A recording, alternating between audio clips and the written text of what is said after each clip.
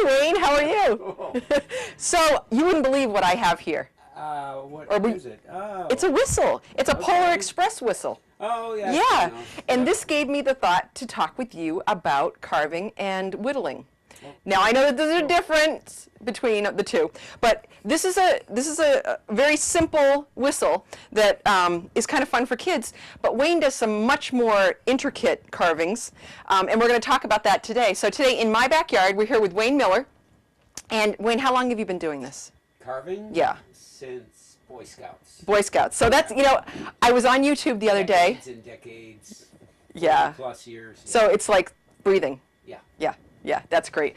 So I was on YouTube the other day, and somebody was saying that they thought it was a great idea to get started when you're like 13 or 14 years old. You don't need a lot of equipment, but there's a few things that we need to know. So safety is probably first. Yeah, Yeah. safety is Yeah. definitely first. Yeah. Because the knives that are not safe are dull knives. Mm-hmm. And so you want to work with a sharp knife, but if you're going to work with a sharp knife, you want to protect your hand. If you're going to be, of course, you're going to be holding it with, if you're right-handed, with your left hand, or vice versa if you're left-handed. So you need a glove. Okay. And so should this be like Kevlar, or is it thicker? It's not just a wool, like a wool glove or a polyester glove. It's got some strength to it, then. Right. It is Kevlar. They've got different kinds of gloves. Other ones with these little rubber dots on it. But I prefer the Kevlar glove. It's a little more slippery. And even though it is Kevlar, it's made to protect you against slices. Mm-hmm. This is the downside of the knife. It's an open weave, as is all the gloves. So you can always stab yourself. Mm-hmm. So it's still a Right. So that's one thing that they also mentioned. Again, I've been doing my research here, but on this YouTube video is, you can use it to help you protect your arm this way, but the stabbing thing you got to be careful of. So this is not something for kids to just go out and go get a sharp knife and start whittling. And there's a lot of really important things to watch out for, because what I understand is when you're shooting the scraps off, you're probably not doing it the right way, because it's supposed to be very controlled. Yeah. So Wayne, let's take a look at this and let's see how you do this, okay? So this is, it's called a paring cut or a slicing cut, and it's the kind of thing you do with vegetables at home. But the blade is coming right towards your thumb. So the other half of the equation from the glove is a thumb guard, and these are just leather guards that slip over your thumb. Or they also have tape that you wrap around your thumb. I took a course once with a nationally recognized carver, and he just uses masking tape. Well, you can start with just the basic bench knife, and they come in all sorts of different shapes and sizes. The least expensive one, these are holsters that I carved. This is probably the least expensive bench knife, and it works fine. I prefer this one here, which is a little bit longer. You can get fancy ones with nice wood grains and inlays, but basically it's just a knife with a mostly straight edge on one side that comes to a point, so that you can do details with the point. And that's what you really need to get started. After that, you'll get more involved, and you get in situations where you want to create a curve on the carving. Of course, that gets into different styles of carving, and I try to do flat plane carving, which doesn't entail a lot of curves, but also to take off a lot of the wood and maybe get down to this point, which is sort of just a little beyond what they would call a rough out. Use gouges, and you can see I've got various large and small gouges, but basically it's just a knife with a curved blade on the front, and you push it through the wood. The gouges again, have the curve, and these are palm gouges. So you hold it in your palm, and you basically push it with your palm, and that's what you do with a gouge. I also should point out that carving, particularly you know, just whittling type carving. Um, you can use all sorts of different woods, but if you're going to be dealing with oak or maple, then you're going to probably want to power carve. And most of the carving that's done by carvers, professional carvers across the country, are done in either basswood or butternut, and that's what we've got here. This is a piece of basswood.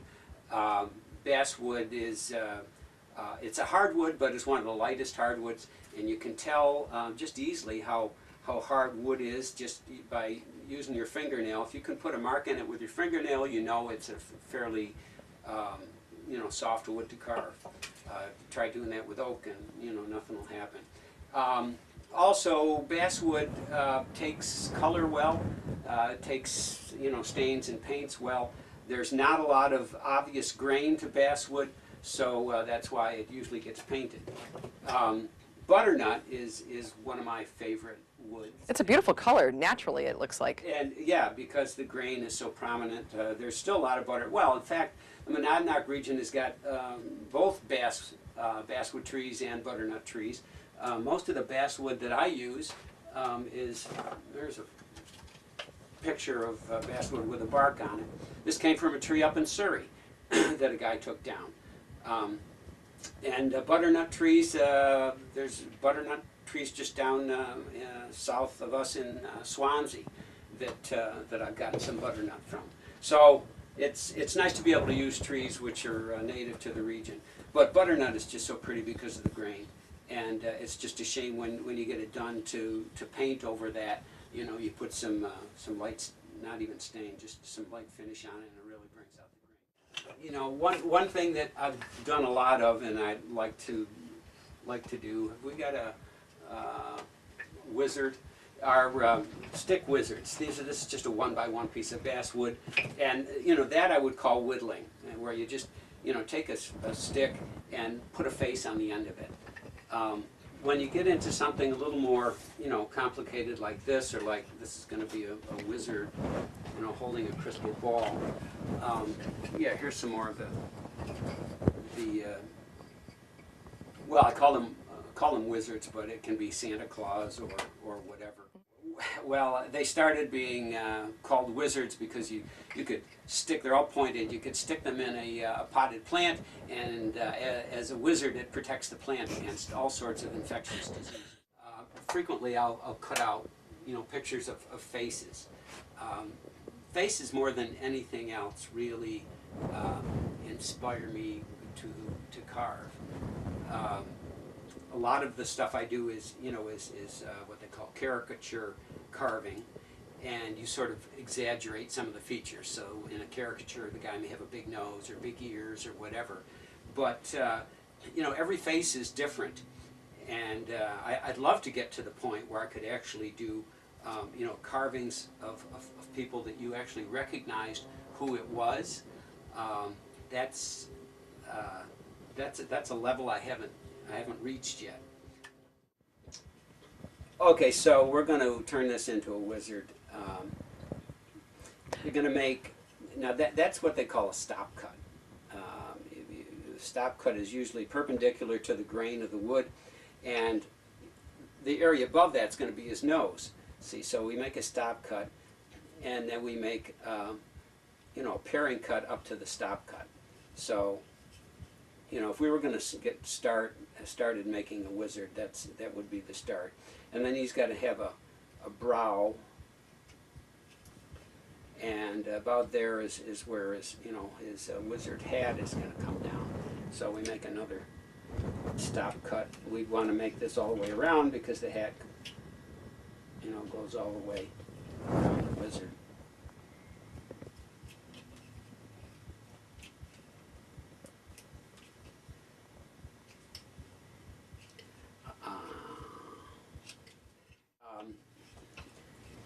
Again, if you're going to do people, it really helps to look at, you know, anatomy and how far apart are people's eyes, how far is it from the nose to the chin, from the nose to the brow, you know, all those kinds of considerations. And there's actually a lot of, you know, whittling classes that you can take that do that very And again, controlled cuts. yeah. You could cut that nose right off, couldn't you? Well, you know, and if you do that, you take a look, you sort of hold it back, take a look at it, and say, okay, is that going to be a smaller nose? Is that going to be a sort of a pug nose? Yeah. You know, we're dealing with people, so Right. nothing is perfect, and they're all different. Yeah. I was doing a sea captain once for a friend. She was commissioning it for a gift for her husband.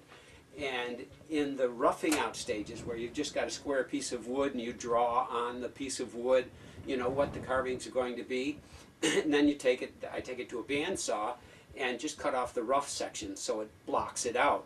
Well, I got a little too close on his leg, down by his knee. I got a little too close. So when I went to carve it, I thought, oh my gosh, there isn't enough leg left there. But he's a sea captain. He can have a peg leg. That's great. So, you know, that's how we adapted it, and she Right. loved it. Yep. You know, the sea captain with a peg leg, Yeah. which is, you know, very... you use the wood, and if this really doesn't often happen with basswood, because basswood's usually pretty clear, but with butternut, lots of times you try to pick a piece of wood that doesn't have any knots in it, and all of a sudden you're carving along and there's a defect or a hole or something in the wood that'll pop up. Yeah. And the grain has something to do with it too, on the way you're going to be whittling or. Yeah, well, definitely. And if you can make that work for you, I did a carving once for a yoga teacher, and I knew going into it that I wanted to do the pose known in yoga as down dog, which is basically a triangle. Mm-hmm. Yep. You know, leaning hands on the floor and feet on the floor. And so I found a piece of wood with that was basically the crotch where, you know, it all came together. And so the grain was going up the back and down the legs, and, you know, it worked out to strengthen the carving. It was a little harder because when you get into those areas of the tree, the wood is not as soft Right. as, you know, just the the regular heartwood that you usually carve. If you can incorporate different knots or features in the wood, that all adds to the carving. Mm-hmm. Yeah, I do a lot of demonstrations. I have taught some classes on chip carving in the past, which is, you know, another form of carving. I don't know if we want to get into talking about chip carving, but this is just more whittling, and this kind of stuff is, you know, caricature carving. Actually, this one, I've got a wood burner that he's not painted yet, but I like to try to touch him up a little bit with a wood burner. So we were talking about chip carving. I've done chip carving classes. Chip carving is sort of just, two-dimensional, where these are, three-dimensional. There's height, width, and depth. Chip carving is all on one plane. And I taught a chip carving class a few years ago. But that's an example of chip carving. And what we've been doing with the wizard is, sort of whittling. The difference between whittling and carving, I guess, is just a matter of degree and how far you get, how deep you want to go. I did mention that, talking about basswood, I wanted to show you sort of a before and after painted versions of a hound dog, of course with the tail in different directions because I didn't have enough wood to make the tail go up, so in this one the tail goes down. But basswood takes color really well, and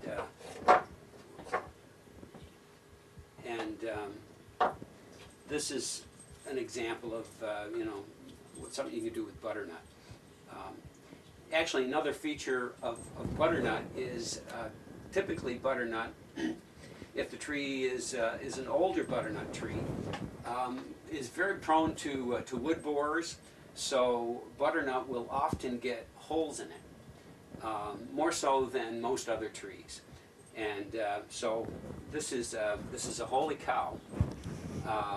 You can see, you know, there's holes in the side.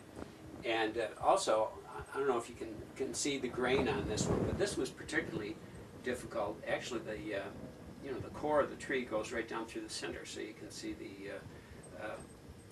the grain structure on the side of the cow. But something bigger like this, the bigger you get, and I've got, you know, some other carvings. I've also done chainsaw carving, and I do ice carving.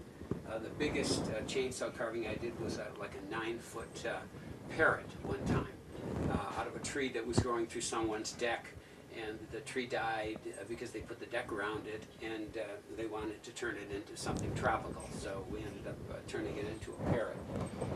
So whether it's, you know, so it starts out as whittling, and the further you go, the bigger the carvings, the bigger the sculptures, the more they turn into sculpture instead of just whittling.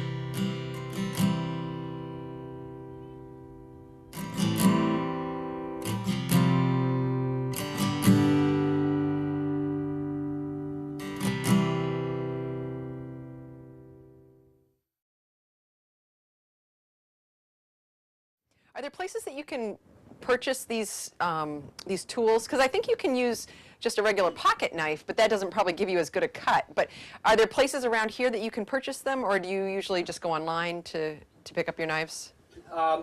Well, there are some. There aren't any stores in the immediate Monadnock area that I know of. I get most of my stuff online or at stores down in Massachusetts. You can use pocket knives, and you know, if you're just going to do something, if you're just going to do whittling, then a pocket knife is probably fine. Personally, I don't like using a pocket knife because it doesn't have a fixed blade, and you might get into a situation where, you know, the blade moves and you can get basswood, you know, locally if you know someone that's got a basswood tree. They do sell, of course you can go online and get really good basswood from, you know, Wisconsin or Minnesota, where the primo North American basswood comes from. But if you know someone with a tree, you know, it's fairly, I can't really, you know, give you. You can also use pine. I mean, when I started out carving, I started out with pine. In fact, my first carving, I don't know if it's still around here, was a 2x4. Here it is. This was out of a 2x4, and you can use pine. I know a lot of carvers that carve with pine, but they carve with wet pine. And you can do fairly large sculptures, wet pine meaning that it's still green. So if someone takes down a white pine tree, again, which there's plenty of white pine trees in the Monadnock region, if you can get to that tree in the first 6 months before it's lying in the sun and drying out, the wood is very soft, and you can carve with that really easily. To get started, you need a bench knife, and again, I would go online to get to get a real carving bench knife. But something like this, I think this one was 1995. So I didn't even talk about sharpening. The more you use a knife, and the more you pick it up and put it down, especially if it's in with other knives, it's going to dull, and you don't want to put a chip or any kind of mar in the edge of the knife. Generally, the knives will come to you pre-sharpened, but one thing you want to do to keep the knife sharp is to hone it. Now you can get all sorts of whetstones and things like that, but really that is if the knife has an imperfection or has really gotten to the point where it's so dull you put your finger against it and it won't even cut your finger. That's when you use a whetstone. Otherwise, just to keep the the real sharp edge on the knife. This is just a piece of leather, like an old belt that's glued to a chunk of wood, and then what I use, you can use jeweler's rouge. There's different sticks of things that you can use on there, but I use and this I buy in a carving store, aluminum oxide. Again, you don't have to have aluminum oxide. Jeweler's rouge, which comes in like wax sticks, works just as well. And I've got also power sharpening equipment. If I'm at a show or out away from the shop here, I just use the aluminum oxide and just hone it by hand. And you may not think that it's doing anything, but the aluminum oxide starts out white, and the more you do it, the darker it gets. So obviously, it's it's taking molecules off or atoms, taking atoms off the edge of the knife. So it really is, and you can tell, afterwards when you go back to carve, because it just slides right through the wood. We talked about honing. I did want to show real quick. You can hone the knife by hand, as I showed you before, or with a power strop. Honing, the strop is actually the leather piece, and honing is the process. A little loud, but.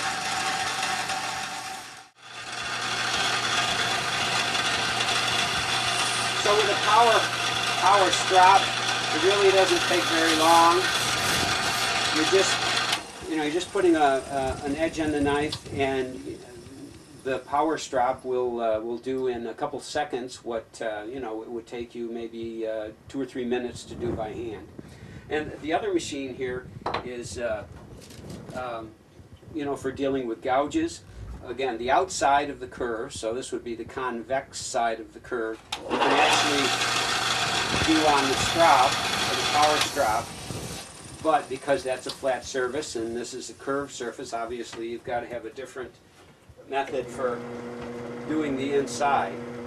So these different contours relate to different gouges, and each gouge has got a different curve to it. They're actually numbered from 1 to 12. So if I take this one here, we're going to just touch up the inside. You find the appropriate contour and just touch up the inside. Another tool which I failed to mention is a V-tool. There's basically, knives, gouges, and then there's V-tools which have 2 flat sides and, come to a point like a V. And this This has got a contour which comes to a point, so you can just do the inside of the V-tool. And again, you do the outside, you know, the same way you do the knife. Everyone uses a wash. Some use clear coats over that. Some use a clear coat before, and which sort of, you know, seals some of the pores in the wood, so less of the stain or less of the wash gets absorbed. And then you finish up with, you know, with a wax coat or with a clear matte coat that gets sprayed on.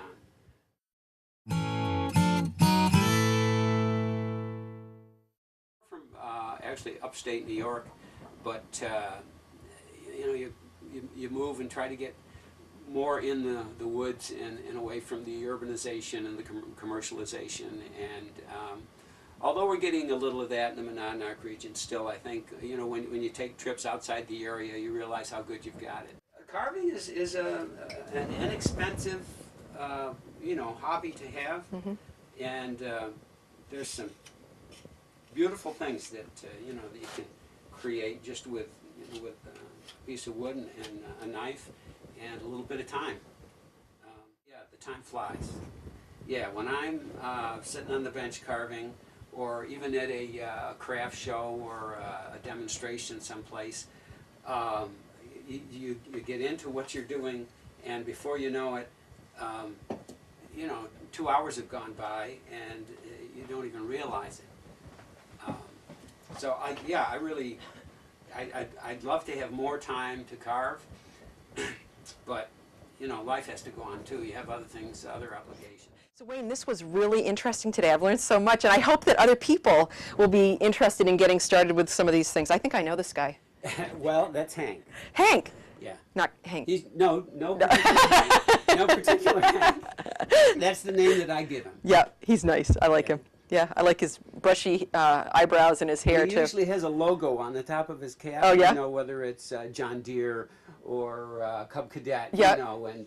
yeah, so you can personalize these. Oh, yeah. Excellent, excellent. Well, I have learned so much today, and I'm really happy that you shared this with us and with all of our friends in the Monadnock region. So if anyone is interested in learning more about Wayne and carving, or if you're interested in learning about In My Backyard, you can email us, and our email address is inmybackyardch8@gmail.com, and we'll get back to you and answer any questions you might have, put you in the right direction. So thank you today, Wayne, Thanks, for Jen. joining us. Thank you. Yes, and we'll see you again in My Backyard.